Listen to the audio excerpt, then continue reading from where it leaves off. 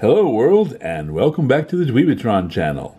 In episode 6 we will discuss how I keep track of my inventory, tuition pieces and what that's all about, and EAPG, which stands for Early American Pattern Glass. So let's see what sold this week. Remember this phone from our last episode? It sold for $68.75. Not a bad price. I really like the design of this phone. It's off the hook. Here's another piece you might recognize from our last episode. This swan in the Sylvan pattern by Duncan and Miller. It received a few bids and closed at $37.86. This cookbook advertising spry shortening sold for $5.50. If you're thinking that's not a lot of money for your time and effort, well, it's about the same as I make when I take someone home with their groceries, and I'd rather sell them a book. Another one of these openers sold. I've still got about 25, so you'll probably see these again. This clear glass serving bowl sold. This is a Fostoria pattern from 1909 called Alexis. This is a fairly collected pattern and I usually pick it up when I see it. Also, this high school yearbook sold this week. Yearbooks are easy to find inexpensively at estate sales and they have a high sell-through rate. Grade school through university, all the yearbooks are a good bet. The thicker ones with more people in them seem to do better. Also, military yearbooks and even trade school yearbooks will sell well. This Vaseline goblet sold for $22. This is another item we recently talked about, remember? So let's get down to business. I am often asked how I maintain my inventory. After all, hundreds or thousands of items can take up a lot of space. And the last thing you want to do is sell something and then not know where it is. That is an icky feeling that I try to avoid by keeping track of where everything is located. It's fairly simple. I keep a spreadsheet going that records every item and its assigned number. My spreadsheet also tracks the cost of each item, the total cost of all my inventory, and the average cost per item. When I list a new item, I sort my spreadsheet by the numbers column so that I know what the next inventory number is to be used. I then prepare the item for storage by wrapping it up well and writing its number on it, plus the first word or words of its title. Then I place it in whatever bin I'm working on filling at the moment. Each bin also has a label on top so that I can see at a glance which numbers are inside. When I sell an item and I need to find it, I sort the spreadsheet alphabetically so that I can find what number I'm looking for in the bins. Since I have to find the items again alphabetically, the first word that I choose to describe the item is pretty important. So I have a simple rule for listing my items in the spreadsheet as far as what name to use. The choice chart in my head looks like this: pattern, maker, item.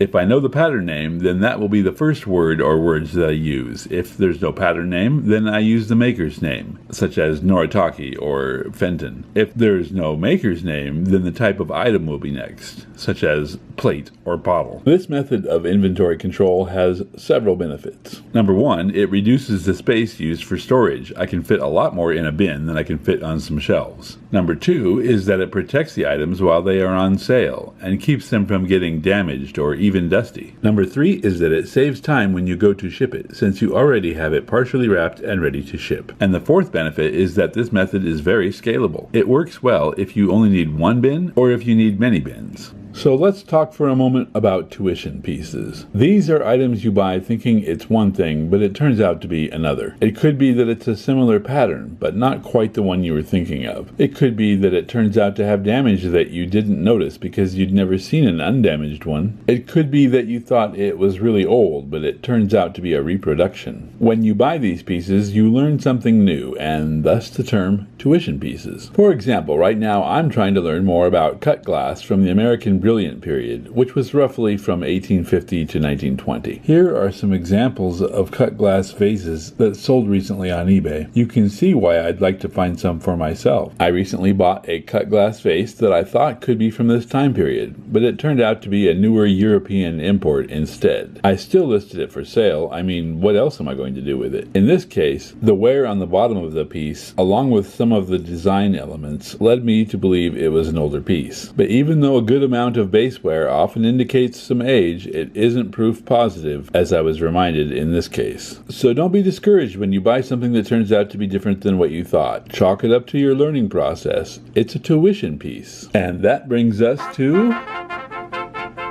EAPG. EAPG, which stands for Early American Pattern Glass. EAPG was produced by hundreds of companies in thousands of patterns with many thousands of different available pieces. EAPG is glassware produced in America by pressing it into a mold that gives each piece the same overall pattern, despite the many different shapes. And much like Victorian architecture was ornate and fancy, so was a lot of their glassware. The glass patterns made for the Victorian dinner table had a piece made for every purpose you could imagine. The standard pressed glass pattern usually had at its core what would be called the standard table set: a cream pitcher or creamer, a sugar bowl either with or without a lid, a spoon vase or spooner as a place to put your dirty silverware instead of on the linens, and a covered butter dish. These pictures are standard 4-piece table sets that sold recently on eBay. You can see the different pieces: the creamer, the sugar, the spoon vase, and the butter.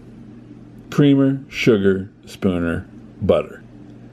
A really fancy set might have more pieces included, but most extra pieces were sold separately outside of the basic 4-piece table sets. A quick rundown of some other pieces that you might find in an EAPG pattern are celery vases for holding celery, oil and vinegar cruets, shakers for salt, pepper, and other things, banana boats, tiny little salt dips for your own personal salt, cake stands, plates, biscuit barrels, pitchers, tumblers, straw jars, pickle jars. You can even find miniature dish sets for the kids to play with. And I could go on and on. Since EAPG is my current favorite thing to look for and find, we will be seeing a lot of it pass through my store, and of course, we will always talk about each piece a little bit when it sells. Well, that wraps up this episode. Thank you so much for tuning in, and if you have already subscribed, I thank you greatly. If you haven't yet subscribed, why not? All you have to do is push a button, and I will keep showing up to show you and talk about old stuff. So subscribe already. Until next time, take good care of each other, and I'll see you then.